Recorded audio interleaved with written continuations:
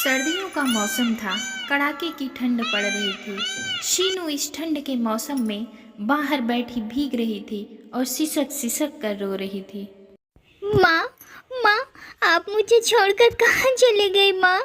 अगर आज आप होती तो मेरी भी शादी हो चुकी होती और मैं अपने पति के साथ कितनी खुश होती। ये सुनकर सीनू की सौतेली माँ बाहर आई। अच्छा, तुझे बड़ा शौक है शादी करने का। तुझे तो कॉलेज भेजना ही नहीं चाहिए था। तुम जैसे गंदी नाली के कीड़ों को तो बिल्कुल पैरों के नीचे दबा के रखना चाहिए, बिल्कुल ऐसे। यही बोलकर बिमला ने सीनू को एक लात मारी। सीनू जाके पानी में गिर गई और वह पूरी तरह से भीग गई। तेरा बहुत दिमाग बढ़ गया है। अब तू यहीं बाहर बैठकर पानी में भीग और घर के भीतर घुसने की कोशिश मत करना। बिमला उसको बाहर छोड़कर ही भीतर चली गई। रात भर गीले कपड़े पहने रहने के कारण अगले दिन सीनू को बुखार आ गया। लेकिन बुखार में भी उसे छुट्टी कहाँ मिलती है। अरे ओ महारानी, कब तक ये नाटक बना के लेटी रहेगी? चल उठ, घर का कितना काम पड़ा हुआ है। मजबूर होकर सीनू उठती है और घर का सारा काम करके आंगन में जाकर एक पेड़ के नीचे बैठती है और बैठकर वह फूट फूट कर रोने लगती है। असल में सीनू की माँ बहुत अच्छी थी, लेकिन सीनू जब छोटी थी तो एक गंभीर बीमारी की वजह से सीनू की माँ की मौत हो गई थी। सीनू, अपना ख्याल रखना बेटा। मेरा मेरा अंत समय आ गया है। अब मैं जा रही हूँ। अपना ख्याल रखना बेटा। नहीं माँ, आप मत जाइए, मत जाइए आप। सीनू रोती रह गई और उसकी माँ का देहांत हो गया। एक बच्चे से जब उसकी माँ चली जाती है तो उसके दिल पर क्या बीतती है, ये हाल कोई नहीं समझ सकता। उसका पिता भी नहीं समझ सकता। ऐसे ही दिन गुजरते गए और फिर एक दिन सीनू के पिताजी ने दूसरी शादी कर ली। मानो की दूसरी पत्नी शीतल घर में आते ही अपना हुक्म चलाना शुरू कर देती है। आज से मैं इस घर की मालकिन हूँ। ए शीनू, तू मेरी नौकरानी है और जो मैं कहूँगी उसे चुपचाप तुझे मानना पड़ेगा। अगर तू ऐसा नहीं करेगी तो मैं उठा के तुझे शेर के मुंह में डाल दूंगी। शीतल का बड़ा भाई सुरेश चिड़ियाघर में काम करता था, इसीलिए शीतल ये बोलकर सीनू को धमकाया करती थी। सीनू डर जाती थी और डर के मारे घर का सारा काम कर देती थी। बाहर सफाई करते हुए वह देखती है कि कोने में मिट्टी से एक पेड़ निकला हुआ है। अरे वाह, सुबह सुबह इस सूरज की रोशनी में ये छोटा सा पेड़ कितना सुंदर लग रहा है। मैं इसमें पानी डालती हूँ। यह बोलकर सीनू उसमें पानी डालती है। यह बोलकर सीनू रोजाना उस पेड़ में पानी डालती रही। ऐसे ही कुछ महीने बीत गए। फिर शीतल को एक बेटी हुई। शीतल ने उसका नाम टूनी रखा। अल्ले मेरी बच्ची, कितनी प्यारी है तू। देखना, मैं तुझे कोई भी तकलीफ नहीं होने दूंगी। अपनी बेटी और सौतेली बेटी में यही तो फर्क है। अपनी बेटी की तकलीफ देखी नहीं जाती और सौतेली बेटी की तकलीफ दिखाई नहीं देती। टूनी के जन्म के बाद सीनू का काम बढ़ गया, लेकिन चाहे जितना भी काम हो, काम करने के बाद हर रात को सीनू किताब खोलकर पढ़ने बैठती थी। सुबह उठकर सबसे पहले सीनू उस पेड़ पर पानी जरूर डालती थी। कुछ ही दिनों में वह पेड़ बड़ा हो गया। सीनू को बहुत मज़ा आया। उस पेड़ के साथ सीनू की जैसे गहरी दोस्ती हो गई थी। उधर टूनी भी बड़ी होने लगी और वह भी अपनी माँ की तरह सीनू के ऊपर अत्याचार करने लगी। ए शीनू, अब तू इस घर में नहीं रहेगी। मतलब फिर मैं कहाँ रहूँगी? घर के बाहर। तू इस घर में रहती है, ये सोचकर भी मुझे घिन आती है। तेरे लिए आंगन में एक झोपड़ी बना दिया जाएगा, फिर तू वहीं रहना। फिर वही हुआ। अगले दिन सीनू को उस घर में जगह नहीं मिली। उसको घर से बाहर निकाल दिया। जिस घर में उसकी माँ की यादें जुड़ी थी, उसी घर से उसे धक्के मारकर बाहर निकाल दिया गया। उसके पिता काम से बाहर रहते थे, इसलिए उनको कुछ पता नहीं चलता था। घर के बाहर लकड़ी और पत्तों से एक झोपड़ी बना दी गई और सीनू उसी के अंदर रहने लगी। जब बारिश होती तो ठंड के मारे सीनू कांपने लगती और धूप की वजह से उसका रंग भी काला पड़ गया था। और इसी बात को लेकर दोनों माँ बेटी मिलकर उसका मजाक उड़ाने लगी।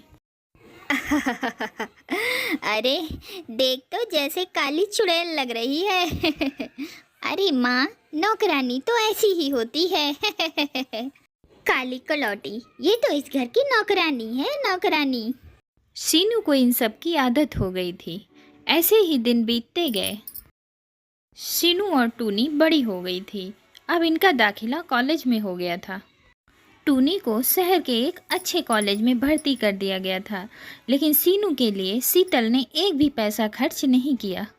सीनू एक सरकारी कॉलेज में भर्ती हो गई, वो भी अपनी सौतेली माँ से बहुत कहने सुनने के बाद। ऐसे ही दिन गुजरते गए। फिर एक दिन शीतल का भाई सुरेश घर पर आया। अरे सीनू, कहाँ मर गई? चाय लेकर आ। सीनू चाय लेकर आती है। चाय का कप सीनू के हाथ से छूटकर नीचे गिर जाता है और वह टूटकर बिखर जाता है। यह देखकर शीतल का भाई सुरेश आग बबूला हो गया। दीदी, ये कैसी नौकरानियां रख रखी हैं? ठीक से चाय भी नहीं दे सकती। अगर ये मेरी नौकरानी होती तो अब तक ये मेरे शेर के पेट में होती। शेर की बात सुनते ही सीनू डर गई। उसे बचपन की बातें याद आ गई जब शीतल उसे यह कहकर डराया करती थी।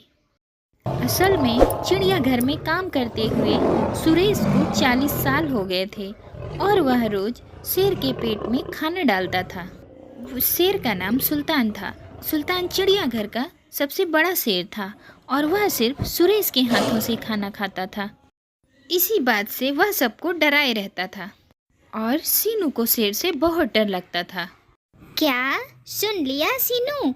अगर तुमने मेरी बात न सुनी तो तुम्हें बांधकर सुल्तान के सामने फेंक देगा मेरा भाई। सीनू मन लगाकर घर का काम करती थी। सीनू जिस पेड़ पर रोज पानी डालती थी वह पेड़ भी अब काफ़ी बड़ा हो गया था। सीनू अब उसी पेड़ को अपना दोस्त मानने लगी थी। रोज काम खत्म करने के बाद सीनू उसी पेड़ के पास जाकर बैठती थी और उससे ही अपनी दुख भरी कहानी सुनाया करती थी। तुम ही मेरे दोस्त हो पेड़। इस दुनिया में मेरा कोई नहीं है। सभी मुझे डराते हैं, धमकाते हैं, मारते हैं, पीटते हैं, लेकिन तुम मुझे छाया देते हो, साया देते हो, मुझे ठंडी हवा देते हो। तुम जैसा दोस्त और कहाँ। मैं तुम्हारे साए में अपनी जिंदगी बिताना चाहती हूँ। यह बोलकर सीनू उसी पेड़ के ऊपर सो गई और रोने लगी। उधर टूनी को कॉलेज में एक चिड़ा पसंद आ गया। उस चिड़ा का नाम आकाश था। आकाश बड़े अमीर घर का चिड़ा था। शीतल ने टूनी की शादी आकाश के साथ करने का फैसला कर लिया। लेकिन उधर सीनू सरकारी कॉलेज से जिस रास्ते से घर लौटती थी उसी रास्ते से आकाश भी अपने घर जाता था। रास्ते में सीनू को देखते ही आकाश को सीनू से प्रेम हो गया और अगले ही दिन आकाश सीनू के घर चला आया और शीतल से बोला, देखिए, मैं आपकी बेटी से बहुत प्यार करता हूँ और उससे शादी करना चाहता हूँ। शीतल ने सोचा कि आकाश टूनी से शादी की बात कर रहा है और उसने कहा, हाँ हाँ जरूर, मैं भी तो यही चाहती हूँ कि टूनी के साथ तुम्हारी शादी जल्द से जल्द हो जाए। अरे नहीं नहीं, आप गलत समझ रही हैं। मैं टूनी की बात नहीं कर रहा, मैं तो सीनू की बात कर रहा हूँ। यह सुनकर सीनू चौंक गई। शीतल और टूनी गुस्सा हो गईं। दोनों ने मिलकर आकाश को घर से भगा दिया और सीनू को पीटने लगी। बदतमीज, मैंने जिस लड़के को पसंद किया तूने उसी को फंसा लिया। नहीं, मैंने ऐसा नहीं किया। मैं तो उन्हें पहचानती भी नहीं थी।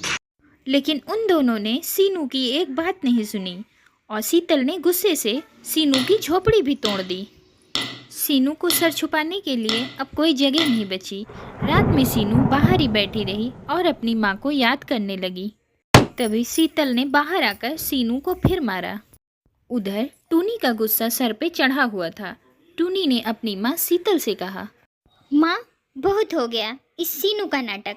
अब इसे खत्म करते हैं। तुम मामा को फ़ोन लगाओ, हम कल ही इसको सुल्तान के मुंह में डाल देते हैं। लेकिन हम इसे लेकर जाएंगे कैसे?